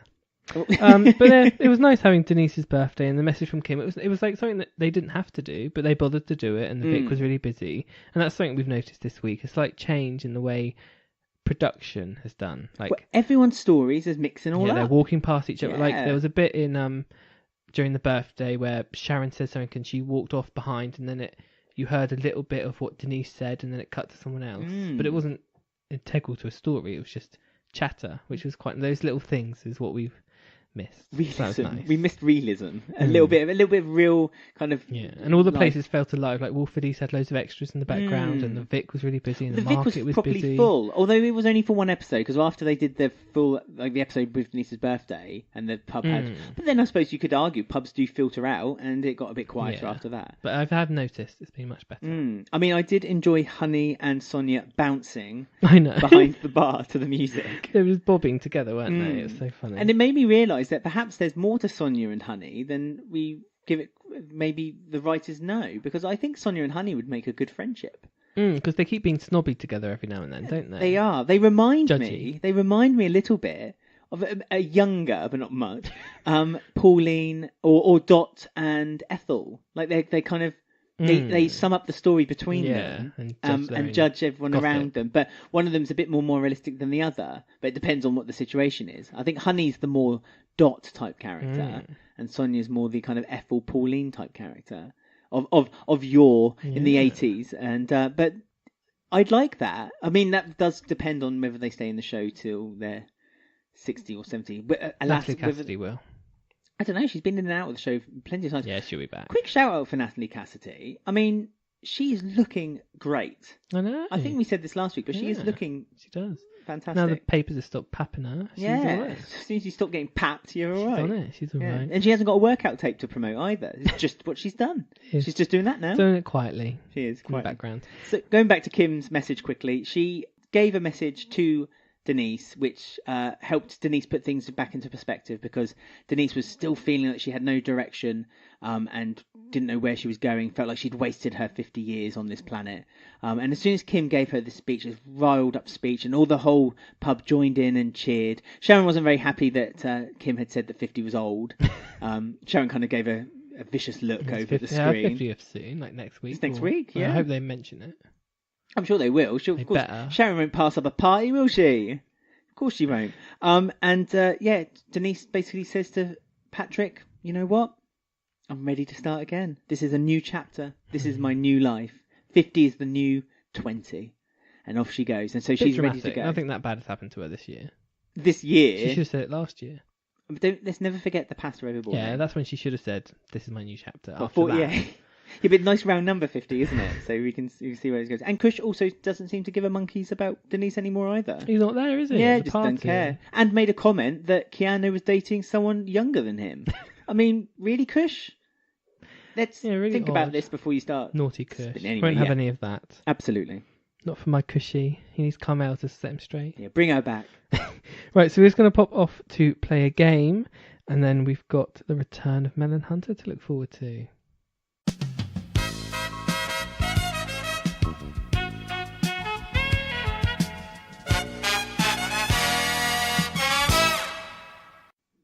Okay, are you ready to lose?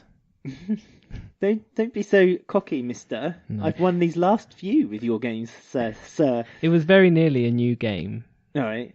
So maybe in 2 weeks there'll be a new game. Well, there certainly will be a new game next week. Ooh. Hold on to your seats. Tease. Yes.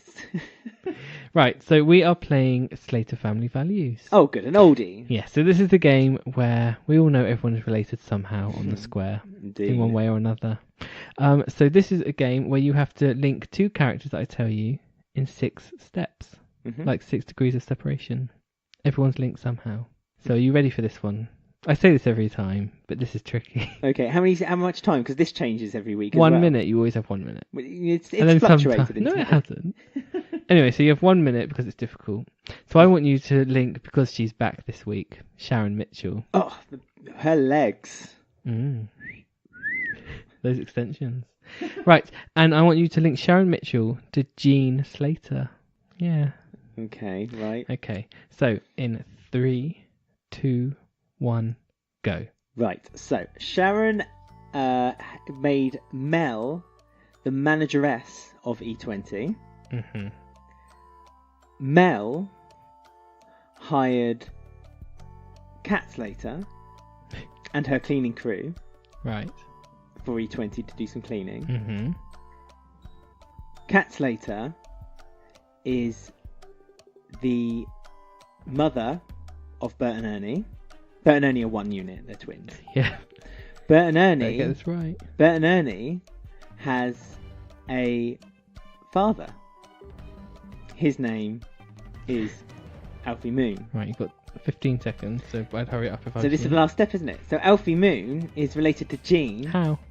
Because Gene kept a secret. I want the exact relation. Gene please. kept a secret with Alfie Moon and Hayley 5, in 4, order to keep Kat 3, happy, 2, but it got released on Christmas Day 1. to her dismay. That didn't answer what linkage they were. She had a secret. She kept a secret for Alfie Moon. How would you relate Alfie and Gene? A secret. It's Kat's cousin's mum. So Alfie is a husband to Kat. So it's his like. God, you're thinking this It's one. like his step aunt twice removed. I can't think that. I think my secret one's good enough. It's you do. I mean, we've had this discussion That is before. true, yes. Is it by You blood can- or is it by job? Anyway. Yeah. I found this hard. So do you want to hear my steps? Yeah, go Because you're on. very different to yours. I've got Sharon Mitchell's married to Phil. Okay. That's easy. Phil's mum was Peggy. Peggy ran the Vic with Frank. Right. Frank Butcher was married to Pat. Pat lived in 31 Albert Square. 31 Albert Square is the new Slater house that Gene now lives in. Oh, I like that one better. I've never thought of using buildings as part of the links. Well, I thought the Slater house is quite... Ah. I mean, what you could have done there is Peggy had a manager hired who was Alfie Moon. Alfie Moon married Kat Slater. Kat Slater is related. Was it she cousin? Well, cousin to Stace. Cousin to Stace. So Stace's her mum. aunt is her aunt then? Yeah, it's Yeah. her aunt. Yeah. So Jean is Kat's aunt. Yeah, and Alfie's aunt-in-law. Well, it'd be the aunt-in-law. Yeah. Twice. Anyway, that was Slater Family. I don't think you won that, so I'm not going to give you a point, I'm afraid, this week. I'd like everyone to write in and tell me if I won Slater Family Values this week. No. I'm sure I'll have a posse supporting me. No, you won't. Yeah, we will. I've got the Pete Bill posse on my side. Right, well, there you go. That was Slater Family Values. Right, so we have the big return of Mel and Hunter. Finally, after their month away from the square. I mean, Very casual over this murder. very casual. Quick plug, if I may, that if you haven't listened to it already, you can listen to our interview with Sean Marn, where we talk to Ray from EastEnders. We do. Just have a look on your podcatcher for the EastEnders extra episode, Sean Marn interview. And we talk about the Mel and Hunter storyline in detail with him there. Yes. And his time on Red Rock, Yes. which was very enjoyable. I feel one of his favourite projects. That's what I got from the interview. Not EastEnders. Well, you have to listen to the interview and see what he says. There you go, plug. So yeah, Mel and Hunter are back. The Christmas decorations are still up because that's the last time we saw them. Good continuity. Very casual. I mean, her son has just murdered someone, but they're being quite like chill about it, really. I mean, I think Mel is hiding it very well, to be honest with you. You can tell she's very highly strung. She always looks a bit on edge every time someone talks to her. I noticed her red car was in the drive again, so she's got that back somehow. When? How the heck did she get that back? I don't know, Did she it's get there. a valet to do it for her? That's ridiculous. Yeah, a triple A. Could you pick up my car? It's next to the mound, the rotting body. Yeah. Thanks. Just All the tyres have been slashed and there's a knife in the tyre. Yeah, thanks. Yeah, if you see blood on it, just give it quickly. It'll be fine. Don't worry. But, so yeah, very chill. Hunter is Not well. being he's, unlocked. His inner potential. Yeah. His psychopath. His 80 was it 80%. I think it was up there. Yeah. Yeah, 80% psychopath is now beginning to be shown. And the he's world. like this gun that he carries around with him, and he's just pointing at things all the time, and thinks he's like Mr. Hardman all of a sudden. Yeah, I mean, yeah, he's got this kind of new cockiness that he's walking around the square with. Highly unlikable. Highly unlikable. This ego, which has just gone from 0 to 100 in like one trip away since shooting. And he thinks like every answer is, "I'll just shoot you." Yeah, I know. To everything. Every solution is, "I'll just shoot him." No, so if someone doesn't do anything he likes, his instant reaction, his knee-jerk reaction, is to shoot someone. Yeah, I mean, good thing is we know Jack's sniffing around Hunter. Sadly, the gun's been taken away from him now, but he could have got rid of Jack. I mean, that would have been Then a he dream. acted quicker. That would have been the dream ending, let's be honest. But sadly not. I mean, Jack's been following Hunter around while Hunter's been going up to his mischief around the it's square. really creepy. Like the CCTV footage, you just see Jack staring at Hunter the whole time. And he's like, "Look, Mal, look how weird Hunter's acting." I was like, if I was Mel, I'd be like, Jack, you look really creepy. Yeah. You're in this like big trench coat in the middle of the club staring at Hunter. I mean, also, to be fair to Jack, Hunter was acting creepy because he kind of cheers He had and a gun in his gestured. pocket. He did. The woman asked, it sounds really cheesy, but do you actually have a gun in your pocket? And Hunter was like, yeah, I do. You didn't get it. No, Yeah. I know. Yeah, gun, yeah. I hated also when he was in E20 and he was like flirting with the girls and he clicked his fingers and like gestured for a drink to be sent over to him. It's like, what a prat. Honestly. Plus, why were they serving him? Because he's not 18, is he? No, but Billy wasn't working. So no one who knows Hunter was working that night. He probably said, if you don't serve me, I'll get my mum to fire you. Or something But no, because he stupid. said to the women at the table, didn't he? He said, I own this club. Yeah. No, your mum manages the club. Yeah. There's no ownership involved. Miss Mitchell owns it, love. Yeah. Didn't get anything wrong. Sharon owns it. I would Yeah. love Sharon to have walked in and said, Hunter, get out. That would have been fantastic. Talking of mismanaging, or basically the club running itself, Mel wasn't there. Sharon wasn't there. It suddenly hit me that Billy has been running this club by And himself. Billy's doing the choir and the football. Yeah. So he's not been doing it. And interrupting dates and flirting with Shirley. I mean, how has Billy found the time to do all this? Considering Billy was the man who ordered 100 crates of champagne to the wrong pub. And now he's running a club all by himself doing rotas. And although, again, the thanks from Mel was get out of the office. Ice Queen back, Yeah. wasn't she? Straight away. Moody. Just go away, Billy. Billy said, with deserved pride, like, I've been running everything. Have you done that? Yeah. Have you done this? Yeah. Have you done that? Yeah. I've been doing everything. Go away then. Yeah, go away. All right, Mel. Yeah, all right, Mel. Yeah, calm She's yourself. very highly stressed. Ray's wives are back. And Nicola, who... Remember when she came back, when you first ever saw her, and she was like Miss Evil boss woman, and she was like, you two are nothing, you're just a passing phase for Ray. And then she went missing for a few weeks, and then she came back again, and she was like this cowering, whimpering wife. And we were like, why has she suddenly changed? And then she comes back again this time. She's shoving Mel up against the wall and threatening her. Well, because she accuses... You're absolutely right. She's kind of... Her personality keeps changing. like a roller coaster. Yeah. She's concerned because Ray's gone missing. And she says it's not particularly for Ray. It's just that I think you're up to something. I think you've taken all the money that we're meant to be sharing. All of a sudden, she's misconfident again. I mean, that's not been explained because we know Mel has some of the money because she took the bag which had money in it from Ray after she killed him twice. And so Mel lied to them, really, by saying, I don't know where any of the money is. Well, she doesn't want them knowing that he's dead, does she? So No, I think suppose she's not. playing things a bit close. But yeah, I mean, Maddie's just Maddie's a bit in the background. She always is. She didn't really want to do this anyway, No, did she? She just wanted wanted a to carry happy on with her life Yeah, with her son. She wanted to go back to the hospital and look after her son. But yeah, Nicola is concerned because Nicola knows that of all the things Ray is, he would never be someone who would abandon his children. And Hunter hears this, and then Hunter discovers that he's got more children. And Upsetting him. he threatens like Ray's wives, and that I think that's going to be their undoing because they're going to be like they're going to mention this to Mel, and Mel does find the gun that he hid under a pillow. Well, which was ridiculous. Again, his hiding places were just ridiculous. He would always play with it. It was like a child with a toy, wasn't it? It's like all the He time kept pointing it. it. And when he did it in front of the mirror as well, and he was like, it looked like the scene from Taxi Driver. It was like, you're talking to me, you're talking to me. Nearly killed Keanu, but Louise stepped in. Luckily, she's so clingy that she stopped that. Yes, because they had that fight, and this is where Beck says to Mel that he just saw an altercation between Hunter and Keanu, and it wasn't Hunter. This was different. Hunter didn't look like he cared that he could just been punched in the face by Keanu, and so he takes as revenge, as we know, because now everything cycles back to this gun, is that he was going to take Keanu down the same alleyway that Keegan had been stabbed in, and shoot him dead. So that was a bit Keanu dark can take for him. Hunter. It's fine. I don't know. If you have a gun struck in your face, I think it's a case of who can take it. And we also had, again, forgetting that Ian is possibly in a relationship with Jean. He now forgotten about that and then wants to go on a date with Mel, or thinks he has a date with Mel. But she's asking really inappropriate questions like, what's it like having your son being a murderer? And how do you cope with it? And how can I deal with it? Really subtly. Well, she did the old...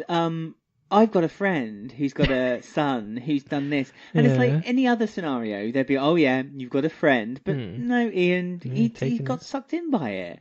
And But it is weird that they spent this time setting up him and Jean to then have this then inserted in. and it's like they're not together. Yeah, but don't forget a year ago when Mel returned, He was married. he was married. Well, he's still married, isn't he? I Yeah, don't think they've divorced. as far as we know. So he's having a relationship. So he's as bad as Ray, a bigamist. He is. Hunter needs to shoot him next. Yeah. But he said to Kathy, soon to return. Who? Yes, soon to return. He said to Kathy that one day he was going to marry her. Oh yeah. So he's still got that in his head. He's still It's just gonna. ridiculous. Yeah, it is silly, but he does give her some good advice that when they thought they could help Bobby by, doing everything away from the law, but that all it did was destroy their family more, and they should have given Bobby the help to begin with. And this puts then the cogs in motion for Mel that actually, you know what, the best thing for Hunter would be for him to face up to his punishment. She can't phone the police though because she knows that she's going to get in trouble too. But no, she admits that she wants to get in trouble. She said, "I'll admit to it too. I'll say I did this and that and the other too." I mean, it's easily defendable that it's self-defense. Obviously, they've still got to. Yeah, but the fact that they buried a body then implements it slightly. But the police have no idea whatsoever where the body is. It's been a month. No, we need that female detective back. I'm sure she'll turn up next week. That woman who was asking her questions. It just seems a bit like the police don't care. The police are like, oh, well, that's another missing person to the list. It just doesn't seem to make any sense. Because he's also an ex-policeman, so you think they'd want to, line of duty and all. Oh, certainly. They want to get out to the cusp of it. But I'm assuming next week, hopefully it continues. We don't have 4 weeks off again. And we see Hunter spiral, possibly, hopefully, fingers crossed, kill Jack on the way. Well, I mean, Jack is sniffing about, and we know that Jack probably has some kind of inkling of what's going on there. Hence why I think he's hanging around them all the time. I think the relationship between Mel and Jack has well and truly ended now.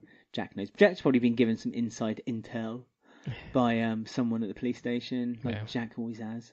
We will find out. We shall. So we are going to go on to Who Won the Week now. You know me, I ain't one to gossip. Yes, it's that time at the end of the show when we find out who you guys out there believe has won the week on the square this week. Bronson. No, that was last week, sorry. You can't do the same again. Obviously, there's been other years where other characters may have won the week, and Ben has yet again delved into those years. So I have. What have you found? Right, well, we are going to 1995, 30th of January. Robbie Jackson has had a house party. Oh, no. And Wellard has eaten some drugs from some people who crashed the party. So Robbie's not very happy with these people. I wouldn't He's be very either. upset. I mean, are people that indirectly know Robbie, or are these just people No, who they just crashed turned the up, party? they crashed the party, and Wellard ended up eating some drugs, and he's not being very well. So Robbie goes to face him in the PG and tells him to not do it and stay away. Oh, I bet they were threatened by that. And also, we have a new romance blossoming. Ooh. Roy and Pat go on their first date. Oh, this is the beginning of because this is when Peggy and Frank start dating as well. Oh, this is exciting. Yes. This is a good time for this. And apparently Roy kissed her the other day in front of people and embarrassed her. Oh. And he said, "I'm sorry it embarrassed you, but I'm going to keep doing it." And then he kisses her on the cheek at the end of their date in her living room. And he says, "Can I take you out again?" And she sort of looks away and she goes, "Pick me up at 7:30." She's so classy, isn't she, Pat? I mean, So yeah, it's the start of that romance. it's not a spinning bow tie, though, is it, Roy? No, I mean, he never I do quite... love Roy though. Yeah, but he is nice. Pat never quite has that same affection toward Roy than she did. Not with Frank. wild. Exactly. So the next one is 2010, Ooh, current. 28th of January. It's Archie Mitchell's funeral. And Ooh. no one knows who's killed him, and they're all at the funeral, and the camera keeps looking at everyone. Stacey doesn't want to go. She goes, "Charlie," because Charlie Slater's like, "We should go. It shows our community." She's like, "We didn't even know, and we shouldn't bother going." And then Bradley looks at her and says, "No, we will go, Stacey." So, I mean, this is just the live episode was March, wasn't it? Because it was their anniversary. So it builds up February, to February, beg pardon. So it builds. So it's really close then to the live episode they have. I always go on about that live episode, but if you may have skipped it, but if you listen to the feature we had of Judy's Legacy, we talk about this. So give it a listen. And also the other storyline is Pat is in hospital because she's had a heart attack, and they want to fit a pacemaker, but she's refusing any treatment, and she says, "If it's my time, I'm just going to die." Pat, that's not what I want to hear. Pat, this is the beginning of them. They diagnose her with pancreatic cancer while doing X-rays for heart pacemaker stuff. So this is the beginning of the end of Pat, and Janine is there having a go at her, saying, "You have to the whole point, it's not your time because they can help you and stuff. So yeah, not good. I don't like this. I do stand that Janine, although she gave the impression that she was never really keen on Pat, I think when Pat died, that was the linchpin. That was the moment where She let her Janine, guard down a little when bit. Janine changed, and she went from being a little bit naughty and evil to being totally a total slag. You know, I wasn't just a little bit evil. I was totally evil. Exactly.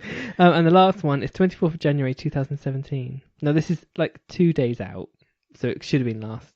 It's not technically this time last year, but I couldn't resist you wanted to shoehorn it in, so you found because it's the a way. bus crash episode. Yay! The bus crash episode, the episode we all dreamt for. Yes, where Louise is stuck on top of the bus, and Keegan's videoing her, making fun of her getting out of the bus. Yes, For some reason, doesn't make sense. because he loves her.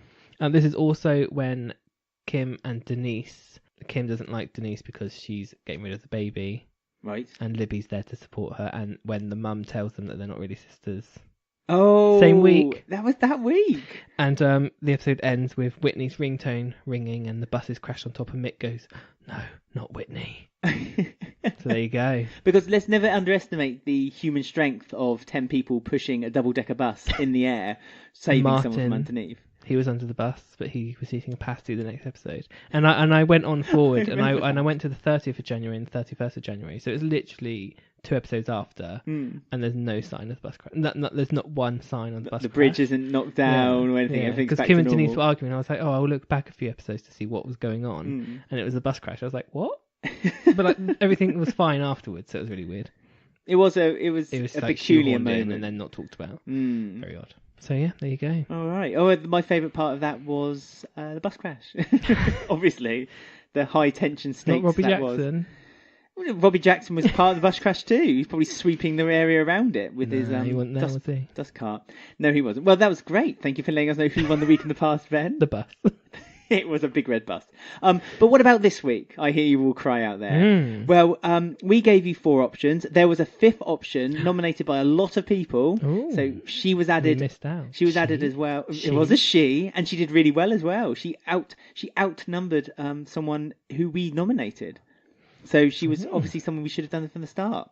Who was it? Who are the people? Well, let me tell you. So we asked who won the week. Was it Sharon, Jay, Hunter, No. Bailey? No. Or the nominated Shirley. Ooh, Shirley had been nominated. I want Sharon to win. We love Sharon. And as I say every week, don't forget you can vote on this on Twitter, Facebook and Instagram. And although the results may show different on each one, we collate them all together and then do a final result on the show. Also, on our Facebook group, our private one, we have secret stuff on there where you can choose sections for our show going forward. So if you join onto it, you can add things, because there's one on there at the moment. Yes, which we won't say. No. But if you join our Facebook group, You'll see what it is. yeah, just search on Facebook EastEnders Weekly Podcast, click to join the group, and we'll welcome you with open arms for all the discussions of the show. What's going to take over Julia's legacy when we finally finish that? Who knows? Why don't you look on the group and find out? So, back to who won the week. So, shall I do it in reverse order? Because a few people were a bit upset that I said the winner straight away last week. So, I know I got told off. So, in last place, with 17 votes, Bailey. Hunter. Oh, yeah. He got 8.9%. In 4th place, Bailey. with 18 votes. Just one more than Hunter. But don't forget she was nominated, Shirley. So she was nominated with 9.4% of the votes. In 3rd place, Bailey. it was Bailey. God, she's more popular than Hunter than Shirley. She got 30 votes, 15.7%. Wow. It's between Sharon and Jay. And let me tell you, it was 2 votes between them. Who won the week? Sharon or Jay? I don't mind because I like both of them this week. Equally. The winner of Who Won the Week with 64 votes was Jay. Oh. At 2nd place, Sharon with 62. I do feel upset now that he's won. Yep, I mean, he did. He had a great week, and he goes to show that nice guy. Jay's a good character that could have, deserves a lot more time. And there's a reason why he's not been recast once yet. Because he's good. Yeah, Ben's been recast 6 times. Let's just quickly do a caveat with that the Bens before have been very good. One Ben has been good. No, from watching scenes when we do Julia's theme with the Ben... No, just Harry Reid. All the other Bens were rubbish. I mean, the young Ben, who got burnt by a teaspoon, he was a bit questionable. No, Harry Reid's the only good one, and maybe the new one. but all the others are rubbish. Well, I'm looking forward to seeing the But new Jay's one, not been actually. recast once, so there. Yeah, but that's maybe also because he's never left. He's never left the soap itself. Let me read some comments to do with Who Won the Week. First couple from Facebook, our Facebook group. Danny Robertson says, I love Bailey, but it's got to be the return of the Queen. The smouldering chemistry between her and Keanu, much more than that spoilt Princess Louise. And Melanie Williams says, it's a close call between Bailey and Sharon. On our Twitter, we had @PigeonWidow1 saying, Shirley winding Billy up. I love Shirley. @RyanWright97 says, Jay, because I didn't think him and Ruby would work, but after tonight's episode, they do. So I agree, that's how I feel. We all thought it. We weren't sure, but there we go. @IrishTerrence STL says, I voted for Hunter. I thought he was brilliant this week. Bailey is adorable, and Sharon will always be good. But I'm not a fan of Jay, and I don't find it believable that him and Ruby would get together. Ooh. It's an interesting take. @Belton_Roz says, I hate them. They've made Keanu so totally obsessed with Sharon. I don't understand. She's got no personality. Are you watching the same show? @BeltonRoz. Sharon has the personality of 100 women. She's the Queen of Wolford. She is the Queen of Wolford. And to sum this up, @JetKJ says, Sharon wins for her extensions. So there we go. Extensions. So as I say, you can vote at the end of the final episode of the week of EastEnders on our Twitter, Instagram, and Facebook. Just look for EastEnders Weekly Podcast. Yeah. So we just got a quick time just to read out some quick comments from our listeners. So we have East End on Twitter. They say, it's so refreshing to see characters like Jay and Bex actually doing something. This show works so much better when they use the cast properly. I totally agree. Bex had a few scenes, which is nice. Bex, yeah, and it was nice to see Bex rather than just getting shoved to the side again. Exactly. We have The Vic is Cursed. They say, definitely seeing a noticeable change for the better. A breath of fresh air to watch a variety of storylines. It's been great. So they've noticed the change in the filming and storylines crossing over. Yeah, it's all kind of mixing up a little bit. It's getting good. We got EE Sprite, who says, Mel is wearing blue. Sharon has a red coat. What's the world coming to? Because we all know how they have their colours. Mel's green, that's Sharon's true. black. Yeah. Normally Stacey's red, so Yeah, she has that long red coat, doesn't she? She wears. I guess Sharon's maroon, so that's fine. And I've noticed recently that Ruby's colour is mustard. Thank you for that. You're welcome. That's what I'm here for. @BornSlippy96 says, how would you guys feel about a return to the old firm storylines from the past? 2003 to 6 was my favourite era of the show just because I loved the mob storylines. I mean, I don't have miss, great memories of the mob storylines, but then to be fair, it works, but I know a lot of people kind of tuned out in that period for that reason, and that's why it was a very short period. I mean, John York tried to bring that back with the Aiden thing, and it was kind of exciting, but it always gets negative and positive, those sort of things. Yeah, polarizes the audience a little bit, while a good, strong story, like an interesting story with character, is a bit more interesting, perhaps, a bit more watchable. But what you were saying, when the show was first made, they almost turned it into more of a police crime show. And that's why those weird police characters kept being introduced, and then they changed direction. They quickly changed it back. But they go through periods of... I mean, EastEnders Classic, if you're watching it, is slowly becoming the firm storyline now. And we know that comes quite prominent with Dirty Den. And they do it a lot. I mean, when the Mitchells were introduced, it was introduced with that in mind too. That's what I think with Ruby, Johnny Allen, firm rivalry. Perhaps. We've got to see, maybe. We shall see. If you've enjoyed the show, please do rate us on iTunes. And as I said numerous times before, but I thought it doesn't hurt repeating it one more time. You can find us on Twitter @EastEnders Week, Instagram @EastEnders Weekly Podcast, or Facebook. Just search EastEnders Weekly Podcast for our group, or you can email us eastendersweekly@gmail.com. Oh, who's that coming in? Better late than never.